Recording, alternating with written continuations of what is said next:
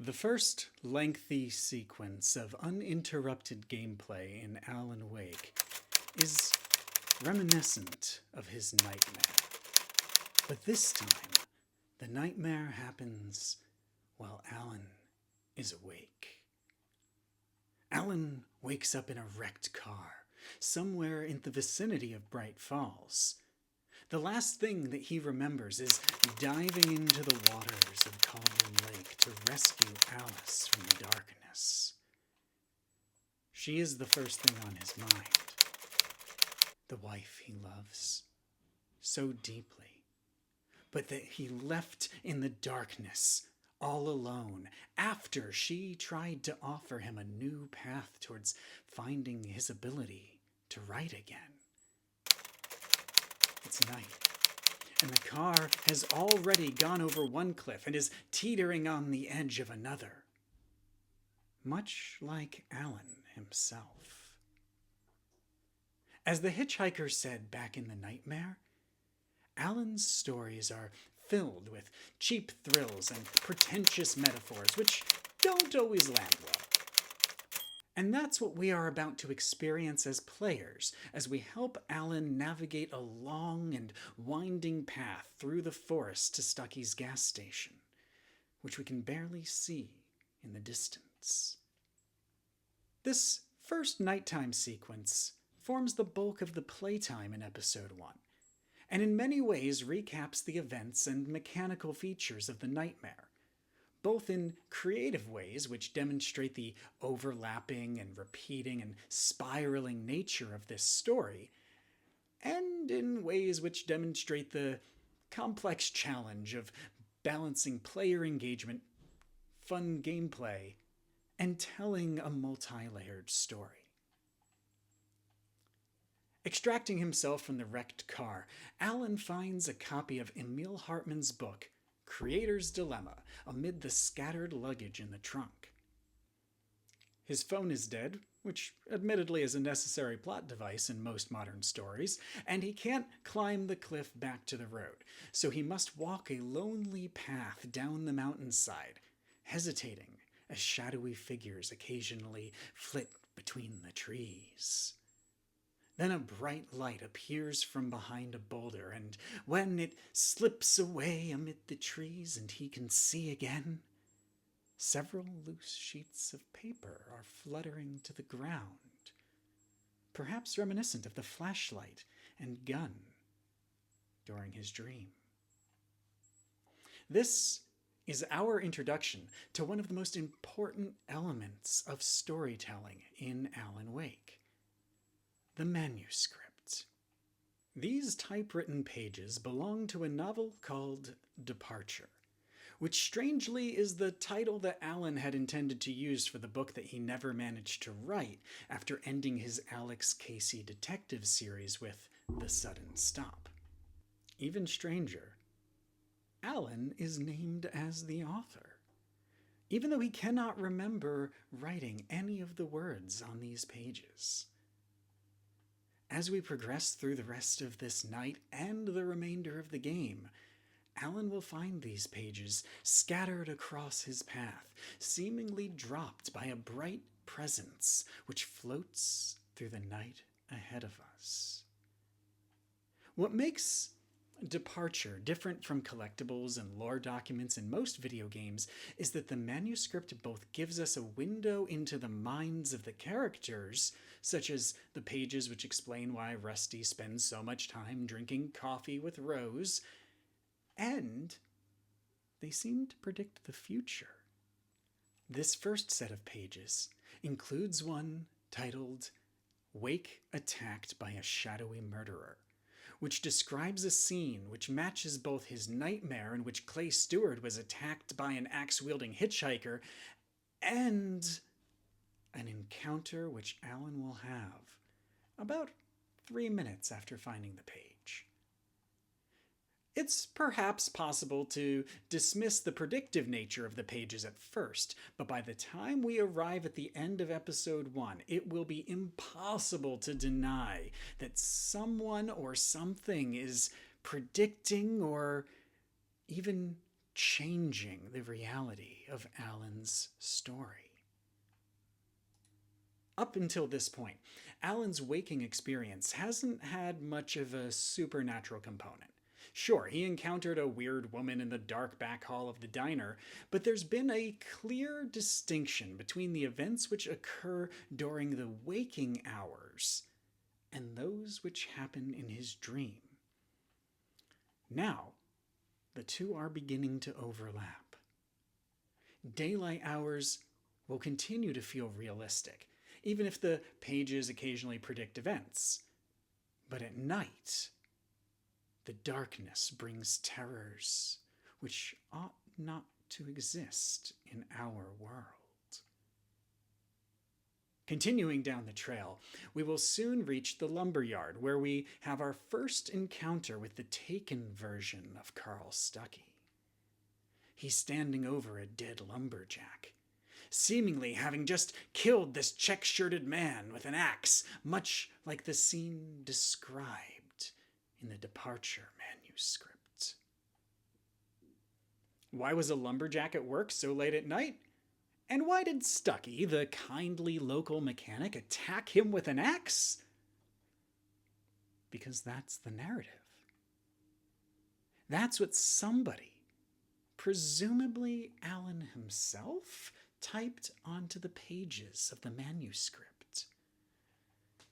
Telling a story about a writer who's trapped in a waking nightmare based on his own stories is a degree of self-referential magical realism that forces the audience to decide whether they are willing to buy into this narrative.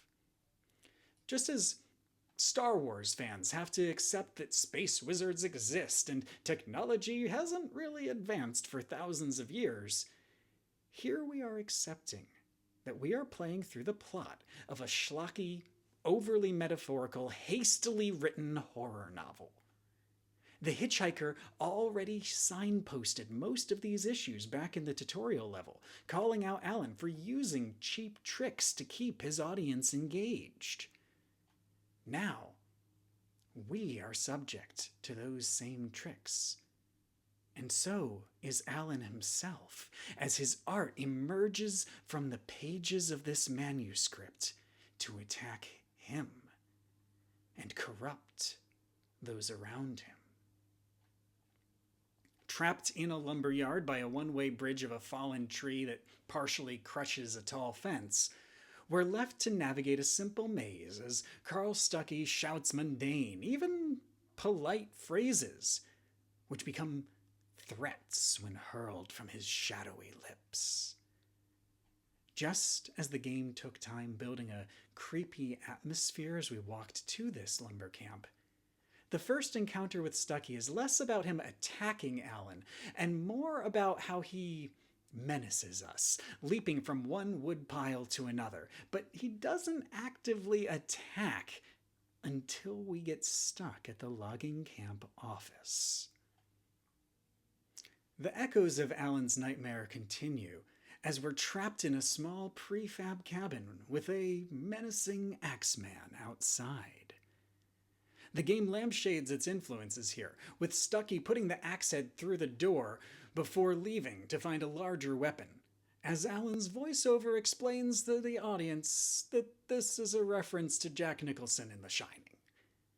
Like it or not, Alan Wake is a game which admits to as many influences as it hides.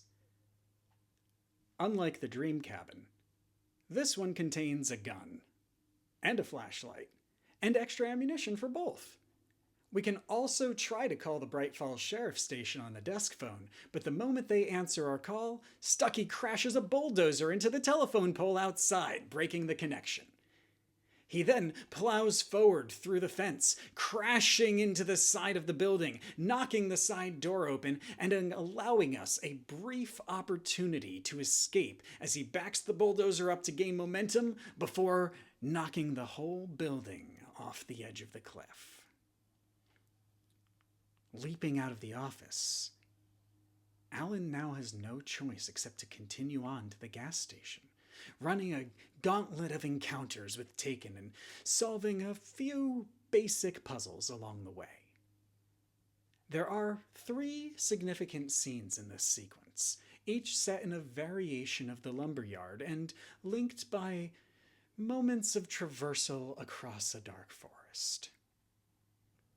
The first encounter challenges us to escape this lumberyard and teaches players that we can simplify some fights by turning on a mobile work light.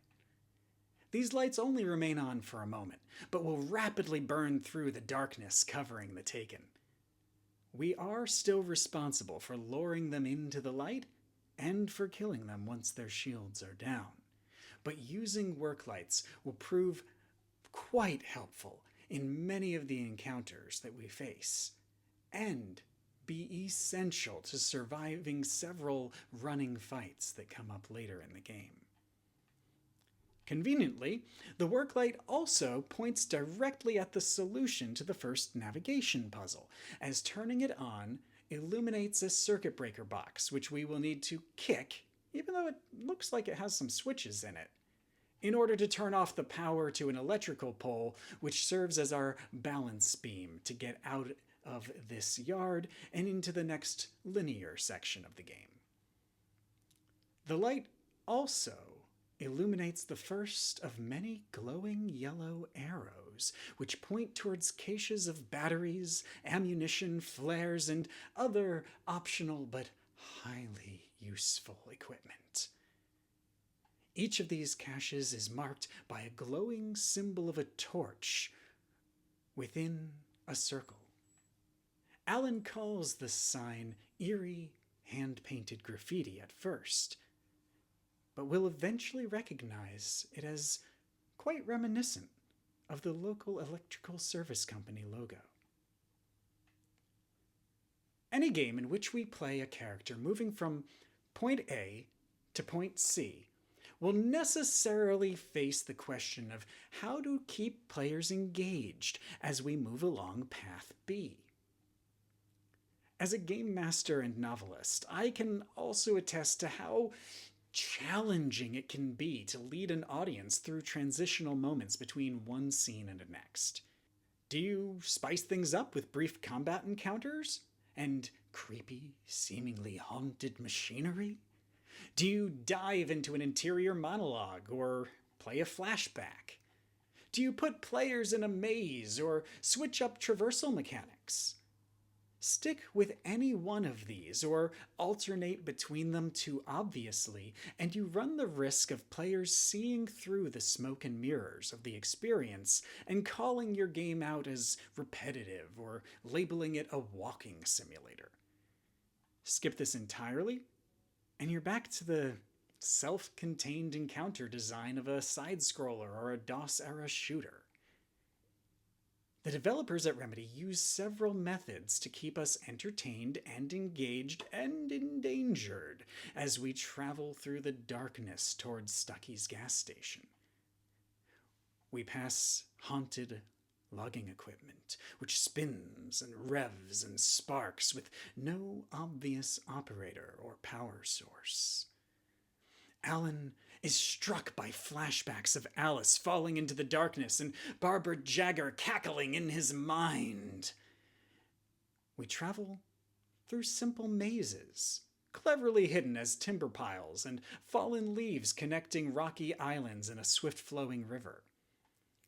We find more pages, which deliver snippets of backstory and foreshadowing, providing fragments of story in text, as well as voiceovers to think about as Alan reacts to the pages we find.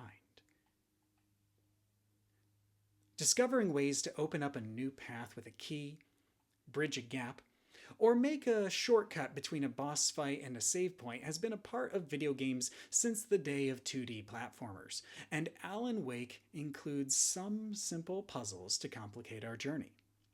The game is at its best when it combines these elements of puzzle-solving, combat, and traversal, such as the scene in the second lumberyard, where we are required to fight a small group of Taken to arrive safely at a generator which will power a log lift so we can make our way to the top of a broken staircase. The optimal path is clearly signposted by shadows of equipment and lights that wink faintly through the fog to lure us in the right direction. It's almost too easy, especially on subsequent playthroughs, but the effort required is just enough to provide an engaging experience.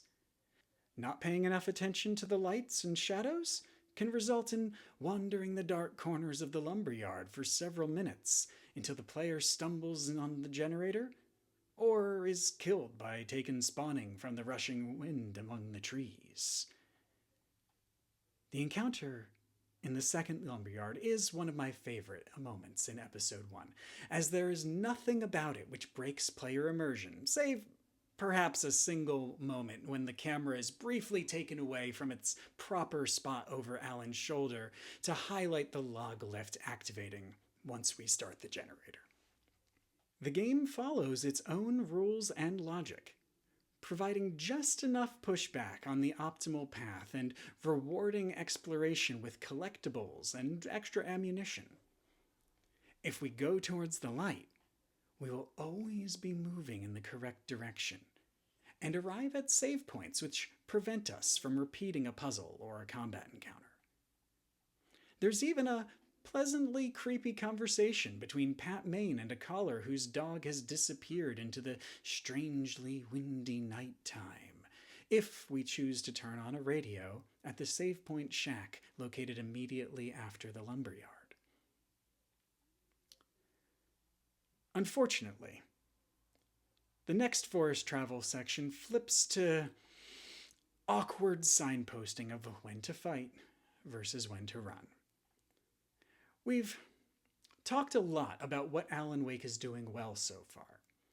The game hasn't been especially challenging, but it's doing a lot of work to build up atmosphere. Quiet moments of navigation through a creepy forest, brief encounters with the Taken, simple puzzles set in these creepy environments.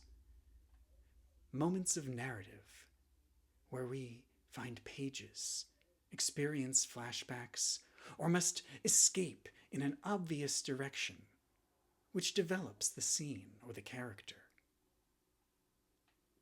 This changes shortly after we find a page which describes the manuscript itself as either prophetic or world-shaping. The page suggests that Alan should take his time and look for pages off of the signposted path. But then this hint is immediately followed by a trio of encounters with Taken, in which lingering or exploring are actively punished by the encounter design. Alan Wake is a wonderfully atmospheric horror narrative with some genuinely fun gunplay tied to some truly frustrating choices relating to how and when enemies spawn. The most egregious of these is the repeated use of back-spawning enemies who appear behind us on a path, even if we've been moving slowly and shining our light on every bush and tree and rock along the way. Many of these Taken are revealed by a cinematic moment where time slows, the camera pulls back to reveal the Taken approaching Alan from behind, and then time snaps back to normal speed and we're given control again. But the lack of a quick turn feature, and the tendency of these enemies to spawn behind us in a cinematic moment at the same time as additional enemies are spawning up ahead of us, means that we frequently have to decide whether to whip the camera around and fight the enemy behind us, or take on the enemies ahead while hoping that we will have enough time to kill or stun them before receiving a fatal blow from the one approaching from behind. And frequently the cinematic camera gets in the way rather than highlighting the drama of the scene. When this is done well, this can add to the tension, such as when we defeat two Taken and try to start a generator to activate a save point. The moment we press the button to begin pulling the generator cord, the cinematic camera warns us of another enemy approaching. if we stay calm and we keep the interaction button going and pull that generator cord, the light will activate and the enemy will despawn, unable to approach us in the light.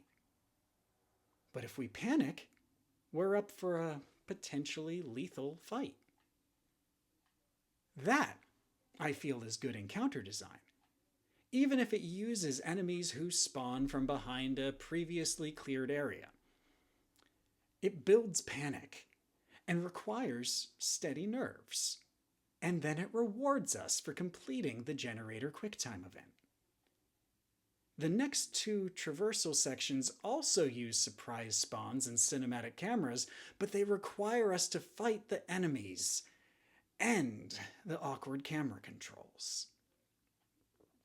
Being attacked from behind is a trope in all forms of horror stories, to the point that honestly it's a coin flip on whether I'm going to gasp in fear or laugh when a character is suddenly pulled into a dark doorway mid-sentence during some sci-fi horror movie. And perhaps the problem is that I'm playing on a PlayStation with dual analog sticks, so I can't turn the camera around as fast as if I were using a keyboard or mouse. But the repeated use of the cinematic shots to highlight the appearance of these enemies breaks my immersion in the experience of the scene. And it suggests to me that Remedy knew players would struggle with the sudden appearance of these monsters, so they took the path of awkwardly pointing them out rather than coming up with a more immersive method. I feel like Alan Wake 2 handles this better by spawning some taken in slowly, amid clouds of black mist that alert players can notice, and then choose to either burn away with a flashlight before the enemy has fully appeared, hurry past, or confront directly with firepower.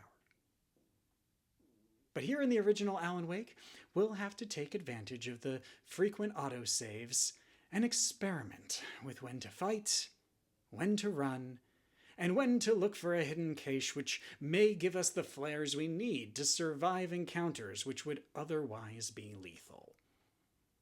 Back at the first camp, we hid in a prefab office trailer until Stucky knocked it off the cliff.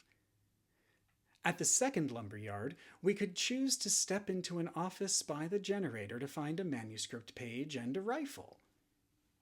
As we make our way towards the third and final lumberyard segment, we must go into an office trailer to unlock a gate. And there is something stranger in there. A TV rests on the counter, and turning it on will cause the first episode of a TV show called Night Springs to play. This episode is about 3 minutes long and clearly modeled on the old Twilight Zone series, with its black and white presentation, the warped font of its logo, and the simple, dramatic plot, which causes us to question the very nature of our reality. In this particular episode, a mad scientist stands in front of a classroom with a classically low-budget sci-fi gadget box and a gun, proclaiming that he has created a means of warping reality so that only the timelines in which he survives progress.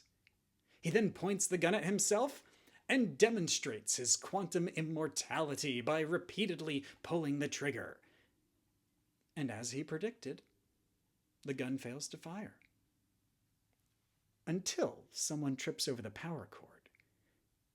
And then, with the natural cause and effect nature of reality reestablished, the next trigger pull kills him.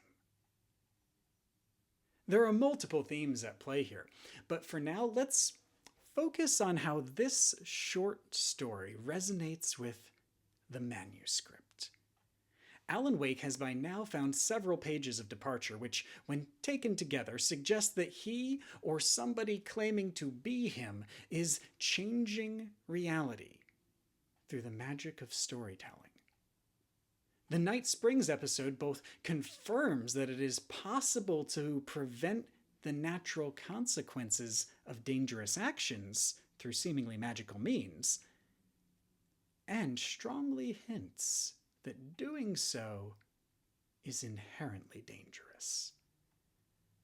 With each pull of the trigger or clack of the keyboard, the world attempts to follow its natural course, and our present understanding of both real-world science and the Remedyverse are insufficient to know the consequences that we are likely to face as layer after layer of distortion continue to warp baseline reality.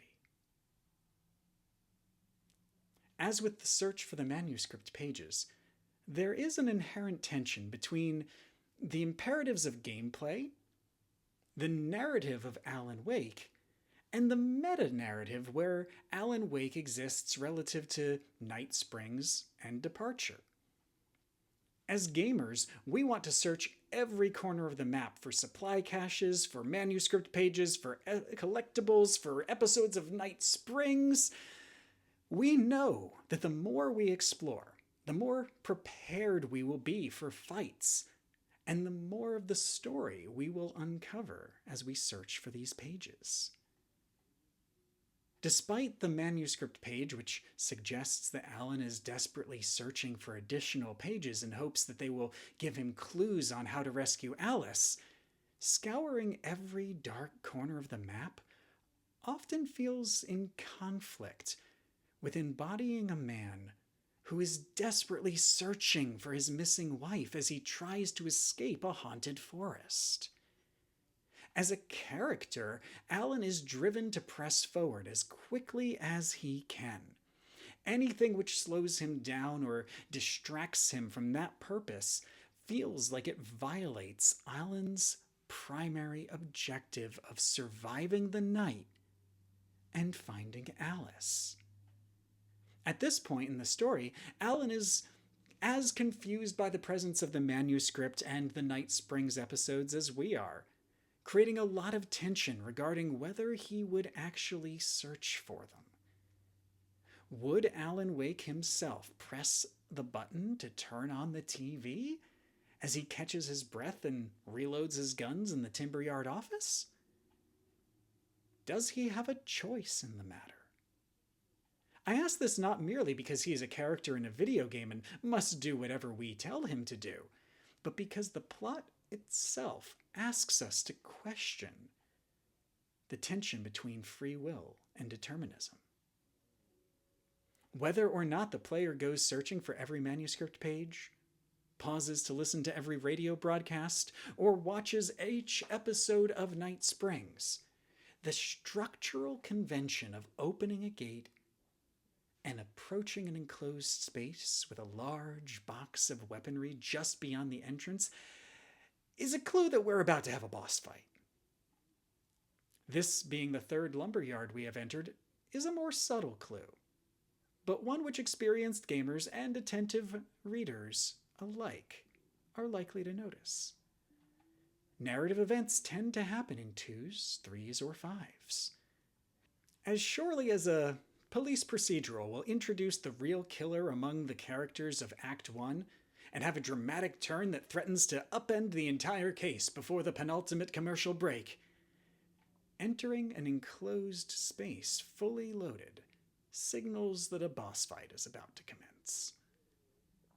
The wind whipping through the trees and setting the oddly dangling timbers to whip about at the ends of the crane lines adds to the tension and the environment of this scene, even before the enemies show up. The fight against Stucky itself isn't especially difficult. As with all of the combat in Alan Wake, the challenge primarily comes from enemies which become temporarily invisible as they zip around the arena at preternatural speed and require multiple headshots to chew through their health before they despawn in a blaze of golden light, even after we have burned their shields away. Stucky himself? He is only a little stronger than the lumberjacks and the lost hikers who join him in the fight, and he's easy to lose track of in the chaos. He is distinctive in his dialogue, but he looks mostly the same as the other Taken, albeit armed with a slightly larger axe. At the end of the encounter, Alan says that Stucky's body vanished, leaving behind only a lifetime of nightmares. I think that line is a key to understanding how the story of Alan Wake and its bosses are presented to us. Stucky himself is an unintentionally sorrowful choice for a first boss. We aren't directly fighting the darkness so much as we must fight the people consumed by the darkness. And Alan himself has never met Stucky before tonight.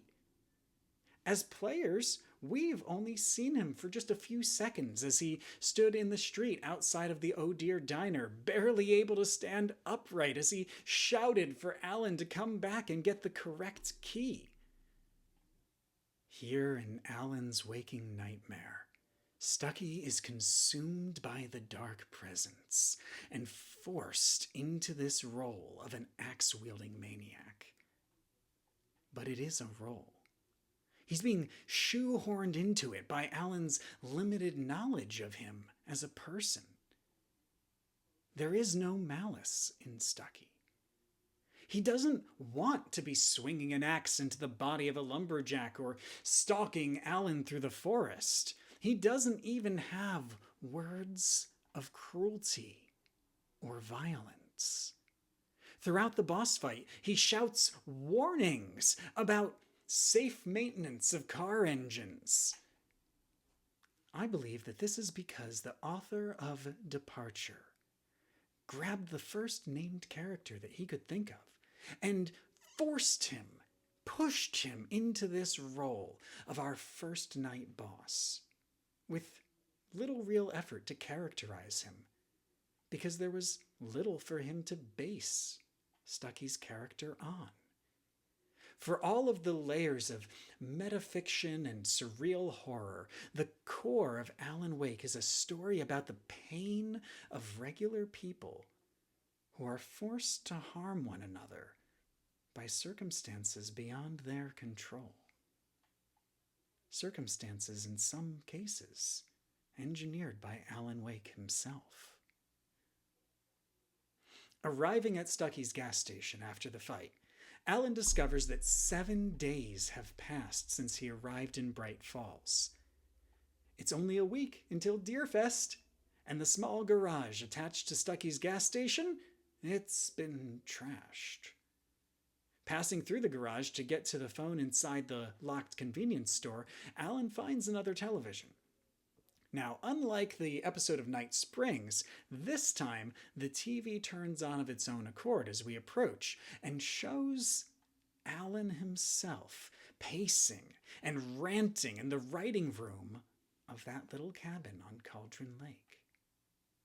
He says, "All right, I'll keep writing. Outside there is only darkness. Outside the cabin, outside the story, there is only darkness. I can feel her presence in the dark. Just now I could smell her perfume in the room. I'll reach her. I'll fix it. I'll bring her back. The story will come. If I stop, she's lost." Alan is, of course, rather confused to see himself on the TV talking crazy. And as a storyteller, I love the metaphors and the imagery here. In these few words, the version of Alan on the television confirms many of the suspicions that we may have as players.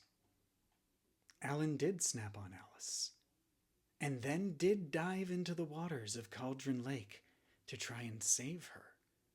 Not by searching the waters, but by writing a story that will bring her back from the outer darkness. Not just the darkness outside of the cabin, but outside of the story itself. That is my favorite part of this rant on the TV here in Stucky's garage, how there is only darkness outside of the realm defined by the story. Perhaps only darkness outside of the creative act itself. Alan calls the Bright Falls Sheriff's Department again, and Sheriff Sarah Breaker arrives promptly. She doesn't recognize Alan, but is immediately concerned because no one's seen Stucky in a while, and Alan has a visible head injury. Perhaps worse, Alan immediately begins telling her about how his wife went missing in the cabin at Cauldron Lake, which is troubling because according to Sheriff Breaker, the island on Cauldron Lake was destroyed and sank during a volcanic eruption in the 1970s. The manuscript page, which Alan found outside the gates of that boss arena where he killed Stucky, predicted this by describing Sheriff Breaker growing suspicious of Alan as soon as he mentioned the cabin. Just as predicted by the manuscript, Alan immediately recognizes that he cannot tell the sheriff about his experiences in the forest. If he confesses to shooting Stucky and some dozen other people, he's surely going to be arrested, or at the very least dismissed as a madman. The interlocking spirals of narrative are beginning to tighten. The words that Alan is writing in the manuscript of Departure are coming true. Not just when he is alone in the woods, either. Not just when he's confronting demons conjured from page and shadow. But even here, when a living, independent person who does not recognize him is involved. As the episode draws to a close, Alan stands at the railing of the parking spot for Birdleg Cabin, staring with haunted eyes at the broken bridge and dark, empty, mist-wreathed waters. He has survived the night, and he has made his way out of the forest. But whether he can escape from the narrative of Departure remains to be revealed.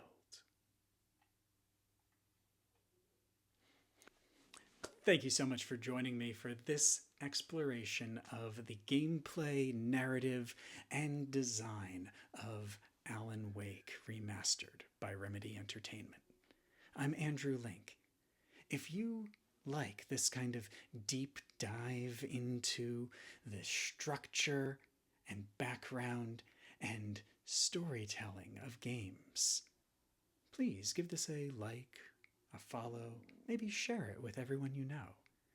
I'd love to know your feelings about my analysis, or, of course, the story of Alan Wake, and the ways in which the creators at Remedy have twisted this world to their own devices, in the same way, perhaps, that Alan has.